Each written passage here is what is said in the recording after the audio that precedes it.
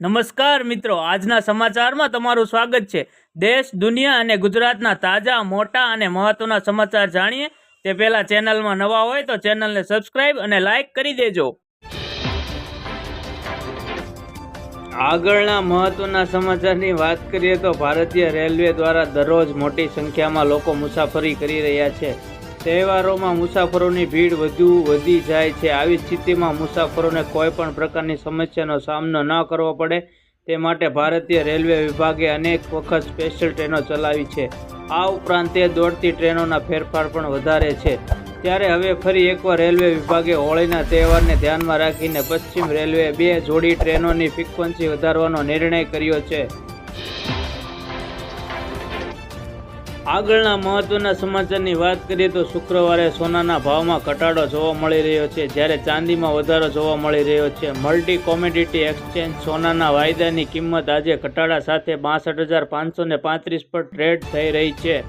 ચાંદીના વાયદાની શરૂઆત આજે તેજી સાથે થઈ હતી, તે 71,395 રૂપિયાના ભાવે ટ્રેડ થઈ રહ્યો છે। આંતરરાષ્ટ્રીય બજારમાં સોનાના વાયદાની શરૂઆત સુસ્ત નોંધ પર થઈ હતી, જ્યારે ચાંદીના વાયદા અગાઉના બંધ ભાવે ખુલ્યા પછી વધવા લાગ્યા હતા। આગળના મહત્વના સમાચારની વાત કરીએ તો આવનારા સમયમાં ભારતીય નૌકાદળની તાકાત વધવાની છે। ભારતીય નૌકાદળ હવે સમુદ્રની નીચે સબમરીન શોધીને તેનો નાશ કરી શકશે।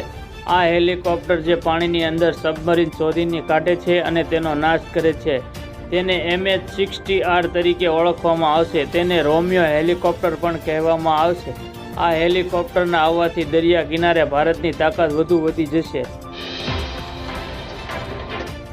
આગળના મહત્વના સમાચારની વાત કરીએ તો અયોધ્યામાં રામ મંદિરમાં પ્રાણ પ્રતિષ્ઠાના સમયે જ ગુજરાતના સરકારી મંત્રીમંડળ અયોધ્યાની મુલાકાત લેશે, પરંતુ બજેટ સત્રને કારણે તે શક્ય થયું નહોતું। ત્યારે આવતીકાલે ગુજરાતનું મંત્રીમંડળ અયોધ્યા જશે અને ભગવાન રામના દર્શન કરશે। આ સાથે જ ત્યાં CM Bhupendra Patel press conference પણ યોજશે તેવી માહિતી મળી રહી છે। ગત વિધાનસભા બજેટ સત્ર દરમિયાન જ મુખ્યમંત્રી ભૂપેન્દ્ર પટેલ મંત્રીમંડળ અને ભાજપના તમામ ધારાસભ્યો સાથે અયોધ્યા જશે।